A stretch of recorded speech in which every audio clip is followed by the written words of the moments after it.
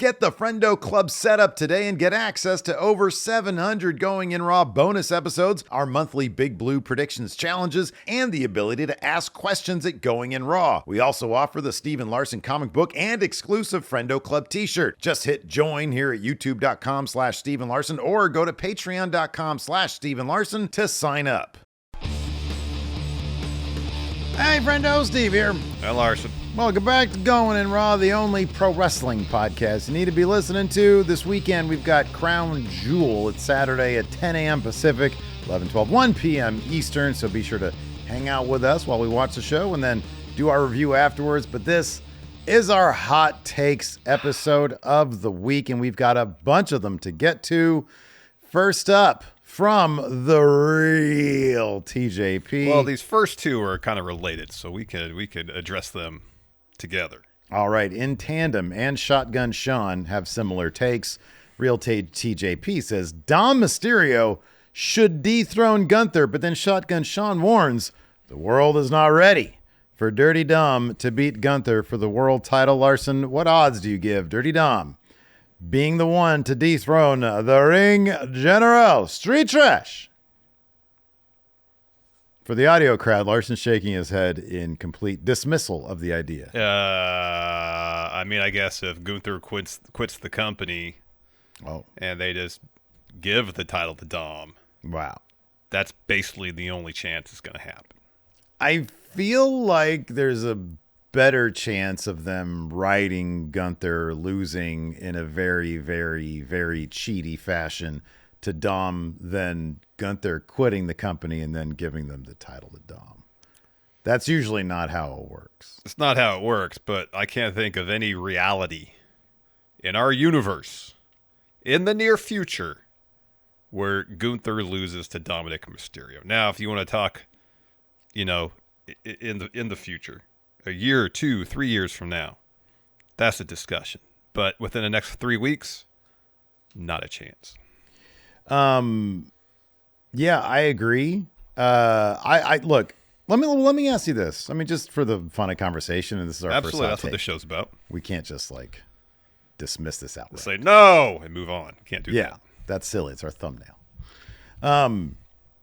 What is any? And I'm not talking about just Triple H, because here's the thing: Vince might do it. Triple H, no. If Vince was around, Gunther wouldn't be in the company.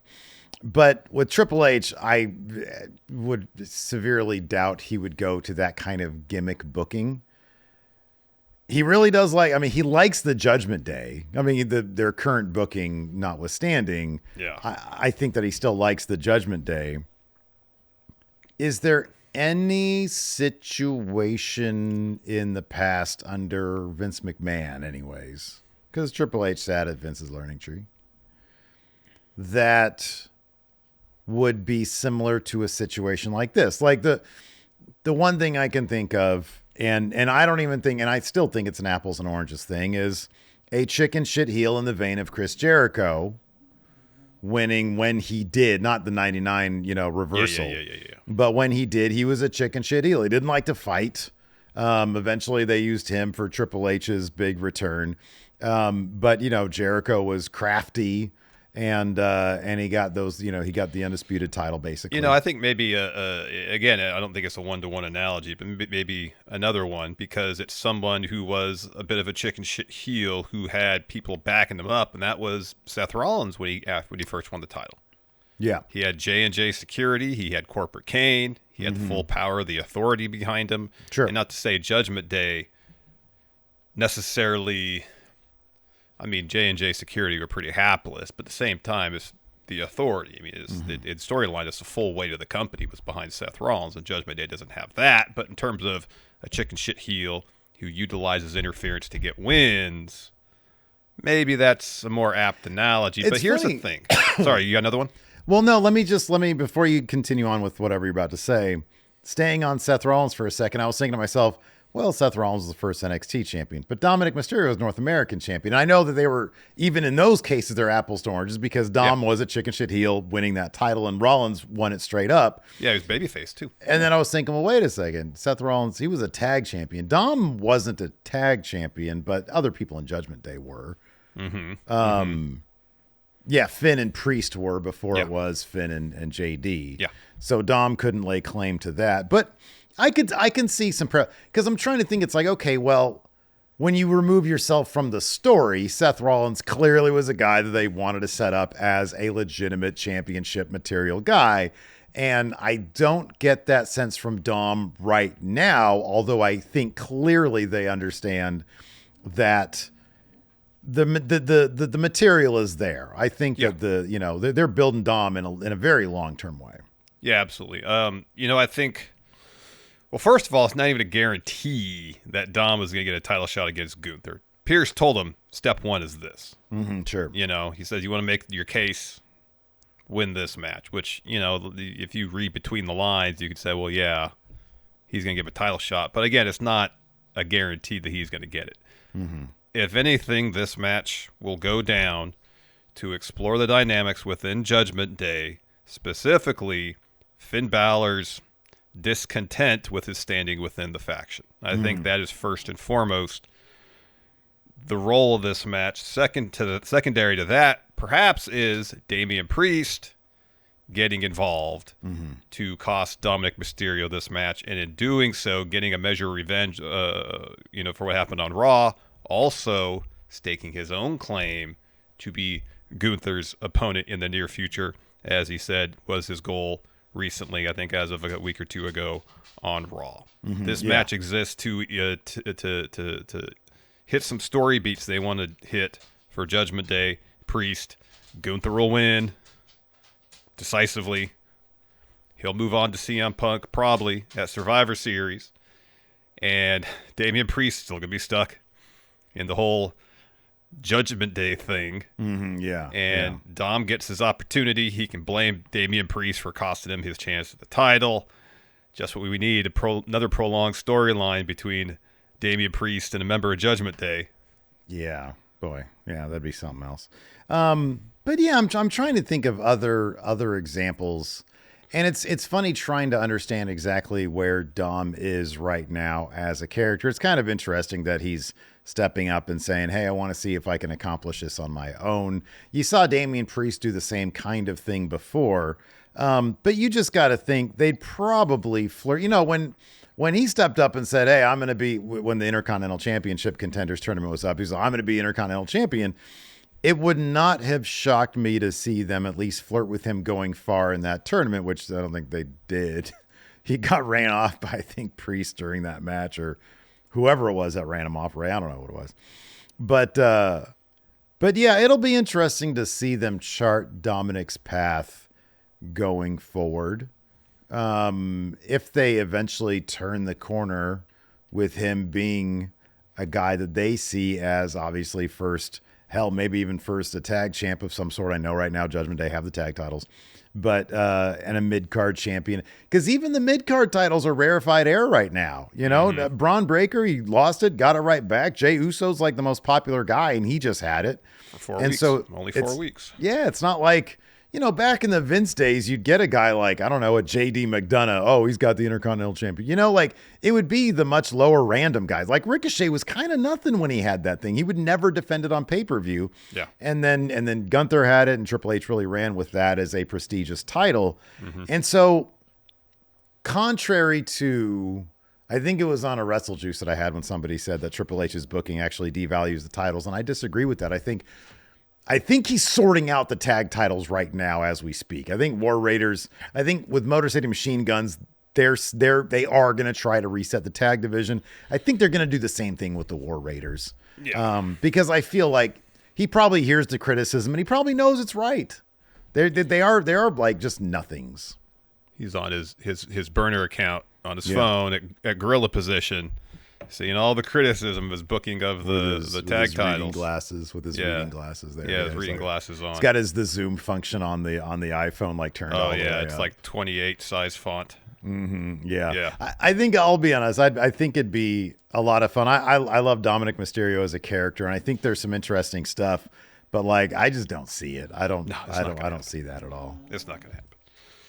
Next, hot take. Hot take. From East Side Reviews, hot take. While the effort to build up the Moxley World Order as a massive company-wide threat is appreciated, the story isn't clicking because none of AEW's babyface in the story so far are credible to face them. Ospreay could, but he's focused on the Callis family. Swerve is busy with the Hurt Business. Darby has become too insufferable to have as lead guy, and the rest don't have the Kavorka to be believable threats to Mox. Do you agree with this hot take, Steve? Yeah, I think we actually said this in the last time we talked about AEW. He's targeting mid-carders, and the ones that should be the guys to take down the Mox World Order are currently involved with other stuff. I agree with this 1,000%. But that's Mox's whole point, though, is, hey, mid-card guys, you're in the same place you were 5 years ago. Come through us and try to elevate yourself. That's his MO, is it not? I thought the MO was, well, here's the thing. He hasn't specified. He said, Here's the thing. I think he has, but he's also said like 2 or 3 other things. Well, yeah, that's the thing. He's kind of all over the map.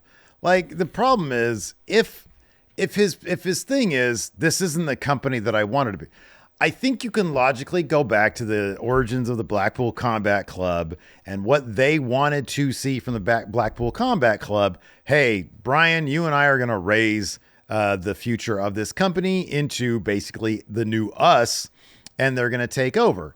This might be similar to that, but more of a trial by fire thing. Listen, mid-carders, guys that we would have taken under the Blackpool Combat Club, that didn't work. So instead, I'm going to beat the tough out of you or into you. And you're going to be more like us, and you're going to carry the future of the company. It's just weird that Orange Cassidy is older than Mox, and he's targeting Orange Cassidy. Daniel Garcia, I think, is a good representation of that. He is kind of the lone representation of that, because I just don't see Darby Allin ever becoming in the mold of what Moxley is looking at. And I'll be honest, you'd get the roof coming off the place if Darby were to beat Mox. Ain't much more after that, though. I like Darby Allin. I really do. I just don't know if I see him as like, I think he was a terrific TNT champion. We've talked about this a bunch, but you've got a business that you got to worry about. And I don't know that Darby's the guy to be at the forefront of the business. He's not Sting. Say this. If the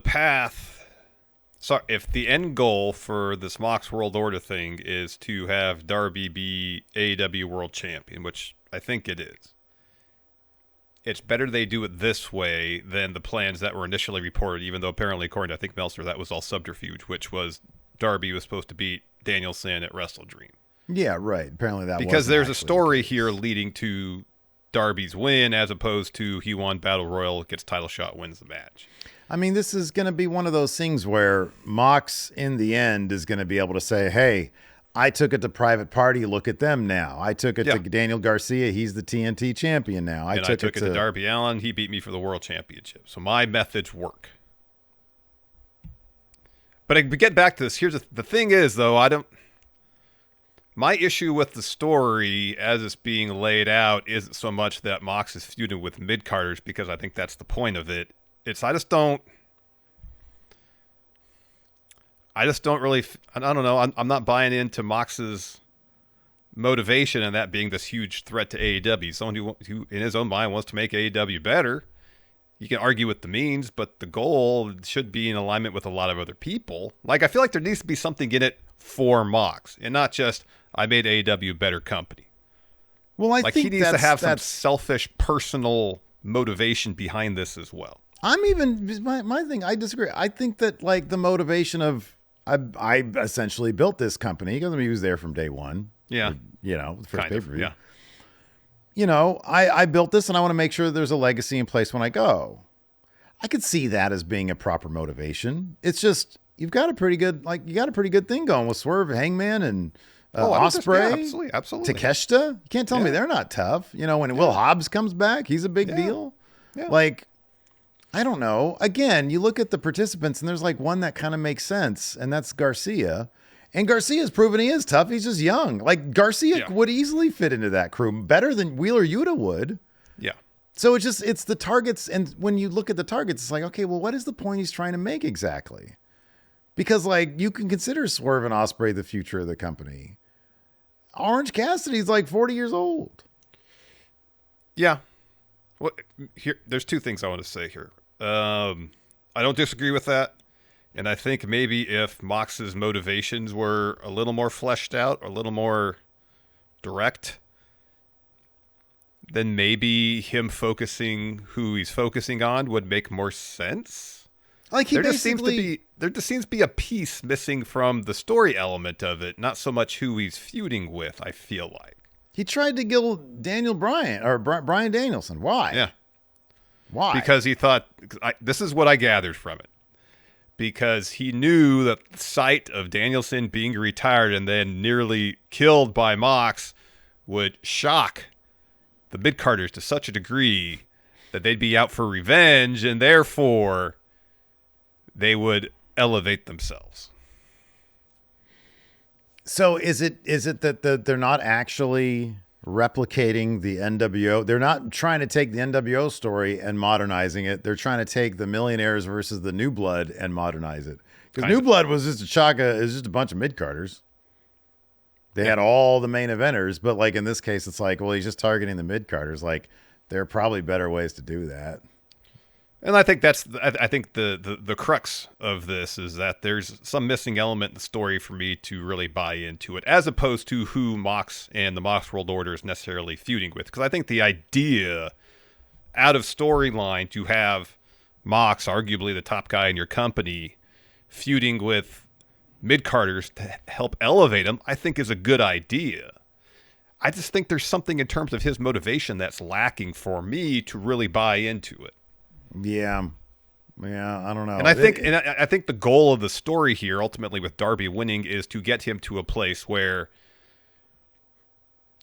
he would be more believable as world champion coming out of it.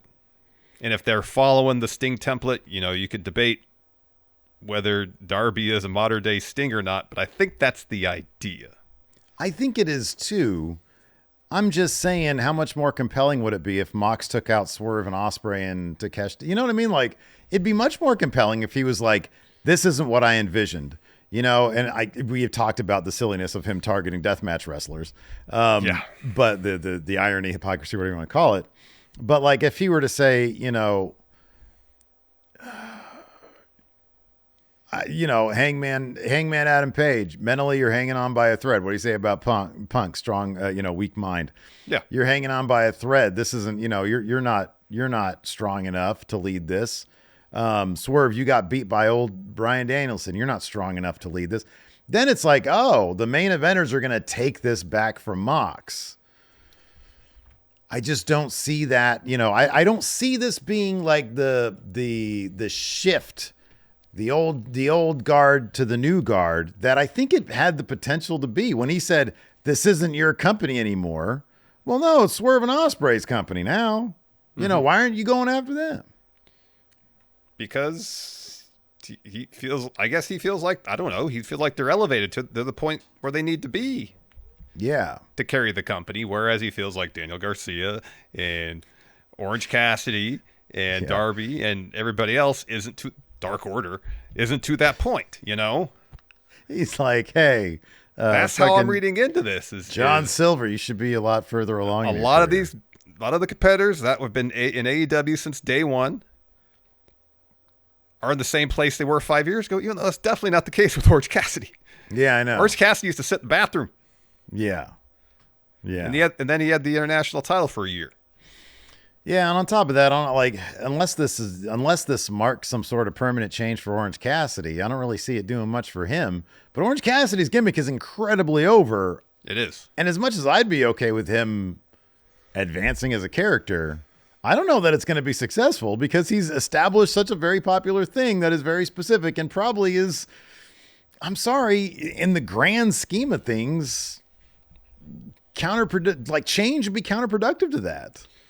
I don't want angsty Orange Cassidy. I think it depends on the nature of the change and what motivates it.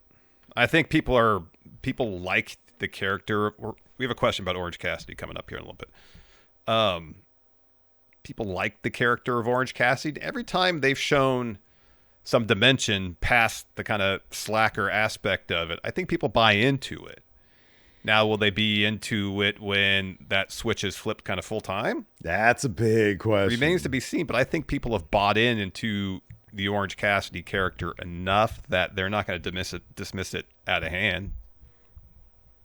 Yeah, boy, I don't know about that. Anyways, let's go ahead and pay some bills and we'll talk about it more. All right. This episode of Going in Raw is sponsored by BetterHelp, Steve. Yes. I don't say this to you enough, but I'm going to say it now. I appreciate you. Oh, man, thank you. You're welcome. This time of year, it's all about gratitude. So thank you, Steve. But there's another person I want to thank, and that person is me, Larson. Well, you know what, man? You're right. We probably don't take the time to thank the people in our lives enough, and that includes ourselves. Yeah. There was a point in my mid-20s where I definitely was not appreciating myself. I was dealing with severe anxiety, and because of it, my life was pretty much on hold while I tried to make sense of it all. Eventually, I realized that I had to go to therapy. Therapy helped me learn the tools I needed to better cope with my anxiety and allowed me to better appreciate myself. And if you're thinking of starting therapy, give BetterHelp a try. BetterHelp is entirely online and is designed to be convenient, flexible, and suited to your schedule. All you got to do to get started is fill out a brief questionnaire to get matched with a licensed therapist. Then you can switch therapists at any time for no additional charge. So let the gratitude flow with BetterHelp. Visit BetterHelp.com/raw today to get 10% off your first month. That's BetterHelp, HELP.com/raw. All right, well, let's talk about that hot take about Orange Cassidy. Subeldu here has the hot take. Says Orange Cassidy has consistently performed at a staggering quality in AEW, and his international title run was the highlight of Dynamite for me for a good bit. I would take a world title run from him over one from Darby in a heartbeat, and AEW should seriously consider building him up as a legitimate contender. He says, I'm totally biased in this as an Orange Cassidy mark, but he deserves this, I swear. I don't disagree that I think that he has performed at a consistently high level. He has done it within getting back to our conversation, because I think it's wrapped up into this. He has done it within the confines of a certain character he's created that every once in a while pushes those confines out to a degree that people are comfortable with and is still consistent within that character. What we've seen from him lately is compelling in the short term. I just don't know that, as you say, flipping that switch into that guy that leaves the casual thumbs up guy behind, that's a big risk. I mean, I guess it potentially is, but I feel like he as a performer has earned the trust of AEW's audience for them to at least initially buy in. If there's an interesting story that is involved as well. And I don't think he's going to be the one that dethrones Mox. I think it's pretty evident they're setting it up for it to be Darby. But if they want it to be Orange Cassidy, the story's there. Mm-hmm. As Chuck told them on Dynamite this last week, none of these other guys have beaten Mox. You have. Mm-hmm. You have the ingredients to be the one to take Mox down. You just have to assume the role as leader. And Orange Cassidy's like, I don't want to be leader. That's not me. And he said that in different segment. Yeah, sure. It's not who I am. Now that Chuck was taken out, the idea is, all right, switch is flipped. Orange really understands the stakes now. Mm-hmm. And he has to make the choice. Well, am I going to continue the path I was on, or do I see that I could fulfill this role? And I think, again, the crowd is invested enough in his journey and want to see him reach that next level. Because I think it wouldn't be like a wholesale abandonment of the Orange Cassidy character. Like, he wouldn't stop wearing denim, Yeah, right, yeah. There would be the essential aspect of who Orange Cassidy is would still be there, just motivated to take it up another degree or two. He would need to drop a lot more, let me tell you something, promos. Be more pro wrestling. I think there's a path. I think there's a pretty clear path if they wanted to go that route to make him the guy that beats Mox. I don't think he is going to be that individual. In a lot of ways, it might be more satisfying in terms of people who have invested a lot of time and energy in watching AEW's product to see Orange Cassidy win that world title than Darby Allin. But I think Darby Allin is probably at this juncture more over, but I could be wrong about that. Oh, wow. That's a statement. That's a hot take. They're both really over. They're both they're both super over. So I don't know. I think you probably go with Darby. Probably. He's like the younger guy. He's like cool, you know. Yeah. You know, if the idea is to kind of... I like Orange, though. I think Orange is great. No, I think Orange is a fantastic wrestler. And if the idea is for Darby to win, and you can kind of, not necessarily beat for beat, kind of go back to his initial TNT title run, or his second run too, when both of them were the kind of similar where he just wore himself out because he wanted to defend the title all the time. Yeah. You know, that can kind of be his Achilles heel is, I get a championship and I want so badly to be a fighting champion that in the end it's my undoing. Mm-hmm. Yeah. Yeah. So, Survivor 1993 here has a hot take.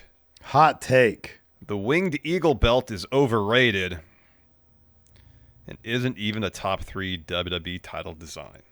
Okay. Yeah, I agree with this one. I think number one, I definitely agree. The Winged Eagle is wildly overrated.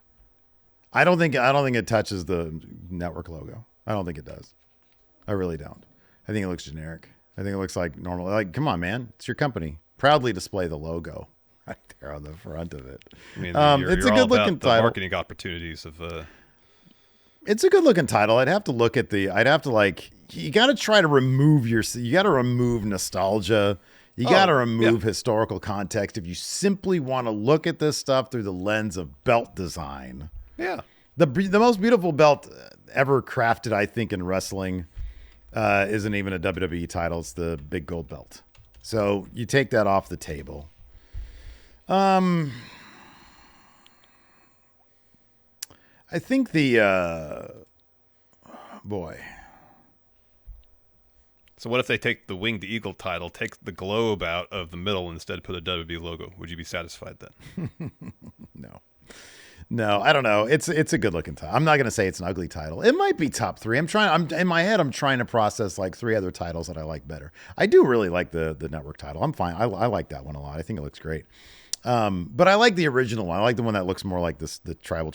Well, the Daniel Bryan one was probably the best version of that, to be honest with you. Yeah. That's beautiful. But if you want to go more traditional, like the original WWE Network logo title that Brock held first, that was, I think, the best one.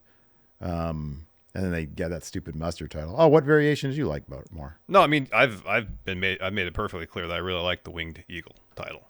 Yeah, but what variation of the network title do you like best? I don't know. They're all kind of, I don't know. It's just a giant WWE logo. I mean, for design aspect, doesn't really do a whole lot for me. Well, the Universal one, of course, had red and blue. Yeah. Yeah. Yeah, I mean, there's been minor differences, but I guess if I had to make the choice, it'd probably be the one. See, I kind of like the one Cody has now with the gold background. I feel like it could be like small tweaks can make it so much infinitely better. Like I don't like that like the shade, the color saturation of gold in the backplate. Yeah. I don't like that. All right. Yeah, I think there's variations on that one that could be a lot better. I don't know. Yeah, I guess the Winged Eagle is top 3, probably. Maybe it's number 2. I'm trying to think of a title that I like better than it. You know, a lot of them are just underwhelming. None of them come close to the IWGP television title. Remember, ECW used to have a Pennsylvania title. Yeah. Guess what it was? It was the outline of the state of Pennsylvania. It's correct. It was. It was correct. Is this the tipping point title? Oh goodness. The swing state title is what that was. Donut Drone. What's your top 3 WWE titles? Oh wow, put me on the spot. It's probably Winged Eagle. Okay. It's probably the Intercontinental title. Mm-hmm. Like the one I have back here. Nobody can see that, dude. Yeah, no, but I've showed it before. It's the one with the white belt on it. It's the one Cody brought back. Yeah, the one Cody brought back. Yes. And then, you know what? The title of like the current era that I probably liked the best in terms of design was the NXT UK title. Yeah, that was nice. That was a really good looking belt. That was nice. I'm trying to think. Is there anything? Oh. You know what legitimately is better than the Winged Eagle title? NXT North American title. That is fucking It's really good. gorgeous. It's a really good belt. It's a good looking belt. That is a gorgeous title. I'd put that up there along with the network title. And you know what else? Oh, we're going to have to move on right after I say this. I have retconned this to be one of my favorite titles. And you know why? It's because I saw a Nikki Bella variant of it. Oh. Yeah, the Divas title. That is a very clever looking title. Donut Drone. Here Great says, name. everyone uses the term Mount Rushmore wrong. Yeah. It's not top four. Each president represented something different. Foundation, expansion, development, preservation. So I guess the idea is we have to apply that to a wrestling Mount Rushmore where each wrestler represents those things. Number one, is this true? I did look into it, and seemingly That's awesome. this I is had no from idea. Britannica. Because I saw that. He They said do that. And I was like, encyclopedias. wow. It makes sense. They didn't just choose arbitrarily these presidents to go on here. All right. So, Foundation. Luthez. Luthez never wrestled for WWE. Oh, I guess we're not talking about WWE per se. All right, you can beat Luthez then. Well, it depends. Yeah. What Mount Rushmore are we doing here? Sure. Attitude Era Mount Rushmore, or Total Wrestling, No, total Unified wrestling. Knowledge? Total wrestling. I don't know. In my mind, I had it as WWE, but no, absolutely, it doesn't have to be WWE. No. I mean, Foundation. I don't know. Tootsmond? I don't know. Hackenschmidt. You know, like him and the other dude. Gotch? Gotch. Him and Gotch. Weren't they like, the Sandow, not the Sandow, the Gold Dust twins trios. Trio, yeah. Trio. Yeah, Tootsmond. You can't put a three-headed dude up there. Ed Lewis, is that his name? Mm-hmm. And then Sandow. Yeah. The Foundation one's tough. I mean, expansion, I think that's pretty obvious. That'd be Hogan because that's Vince taking the company, the WWF nationally, yeah? Or Vince. I mean, we're not putting Lego. I mean, Legacy is like strictly held to, yeah, I mean, it is. I'm sorry, it is. God, this is a terrible Mount Rushmore so far. We don't even know the first one. Well, I was thinking about it. How about this? What about this? Sure. Okay. WWE Wrestling. Sure. Foundation be Bruno. Bruno. Expansion, Hogan. Hogan. Development, Austin. Preservation, Reigns. Done. Yeah, done. Sorry, Cena. You're out. Yeah. Ronan the Analyst says the discussion of a goat in wrestling doesn't work because different generations and companies/territories have different attributes required to get over and be successful. We've kind of talked about this before. I can't remember if it was on Hot Takes, or I think it was, where the question about Wilt Chamberlain as it relates to, the discussion of being the best basketball player of all time. So we've kind of covered this to a degree. I think that's the difficulty of having GOAT conversations, regardless if it's wrestling or any sport or whatever, is people played in different eras. And the game was different in those eras. Yeah, but that's also shying away from being definitive, Larson. And this is the age where definitive matters. Man, I think the bottom line is you got to look historically at, was there a singular individual that blew it all up, made a lot of money? It's wrestling. It's entertainment. You're supposed to make money, right? Yeah. And you do that a variety of ways. When you say GOAT, the in-ring aspect of it, as you and I know, is one aspect of it. If you want to have a GOAT discussion of specifically the in-ring aspect of it, then you can narrow it down quite a bit. Oh yeah.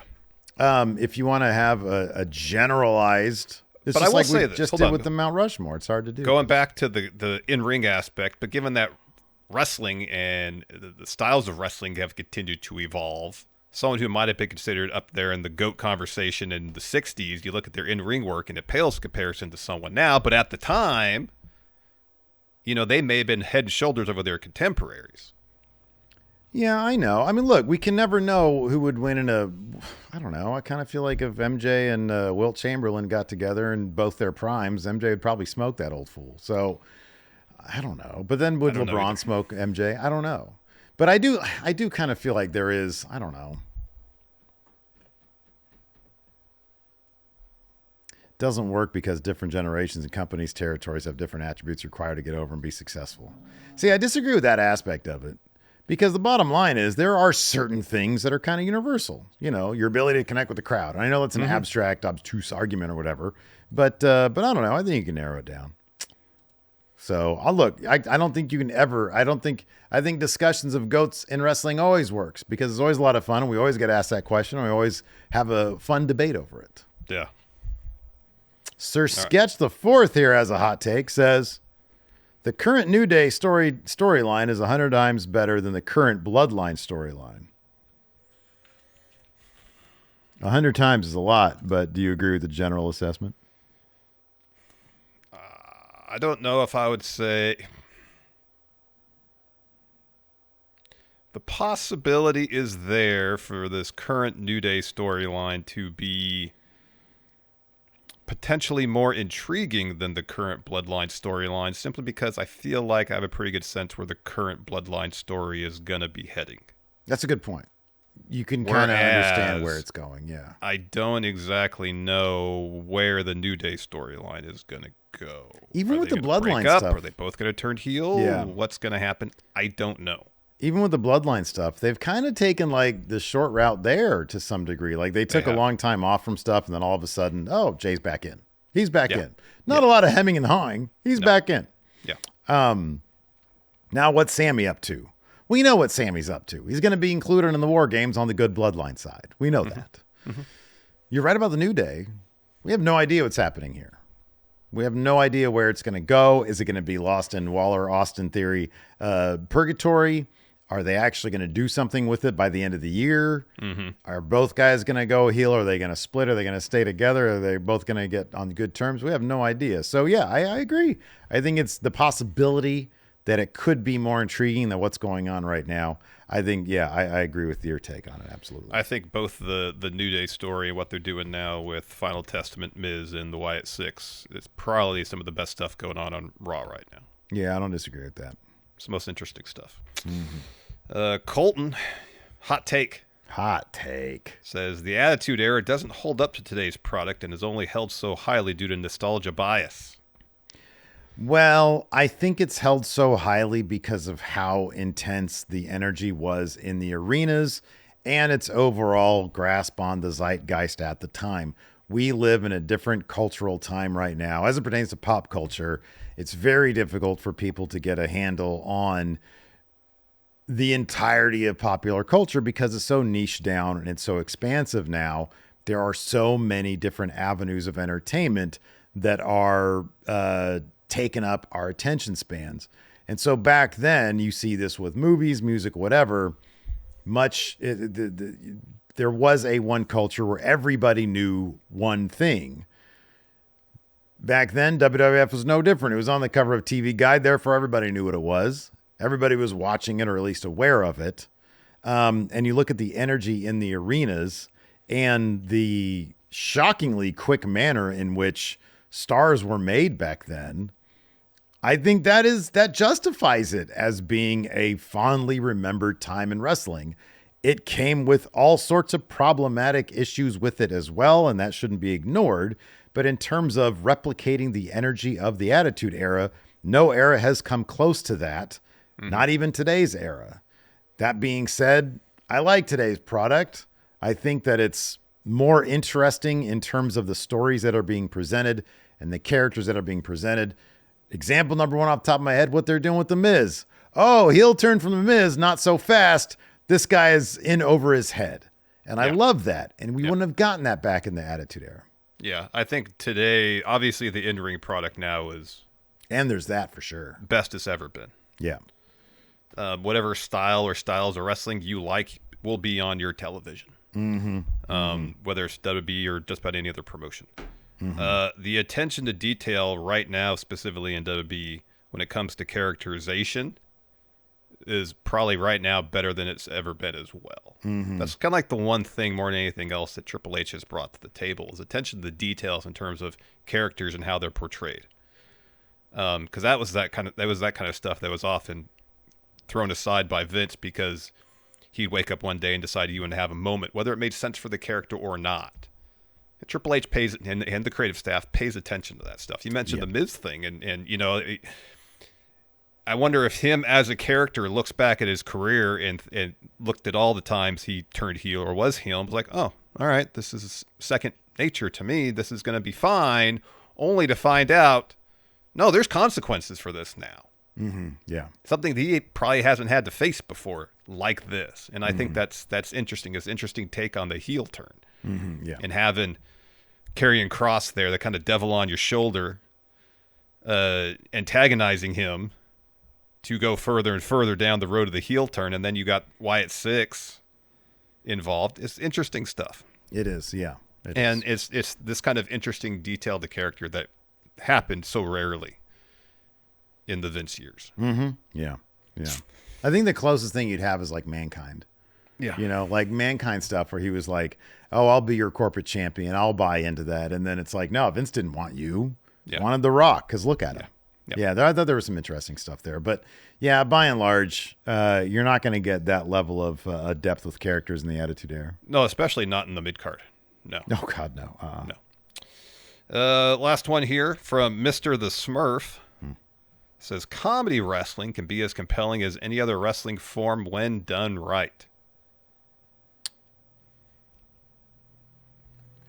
So compelling is an interesting word because I think I could agree with this. When you look at stuff like Yano's work, when he'll, tie people up on the outside and then beat the 10 count or whatever, 20 count rather, sorry. I think a lot of Yano's matches you can look at and be, and when I talk about compelling, I mean, you're sucked into it. You're like, how is this going to go down? You're invested in the outcome of the match. Yes. Right. Exactly. I'm not saying like, oh, compelling, like The Godfather, which you can talk about some of the best Bloodline segments, and that's some of the most compelling stuff I've ever seen in wrestling. Yeah. But just in general, yeah, I think a really, really well done comedy match can be not just a ton of fun, but if they tell a really good story, as compelling as a dramatic match. Sure, absolutely. No, I agree completely. It doesn't happen very often, though. No, it doesn't. And I think Yano, when he's at his best, is a good example of someone who can have a comedy match that gets you invested in the outcome, as opposed to, hey, this match exists purely to get a laugh. Yeah.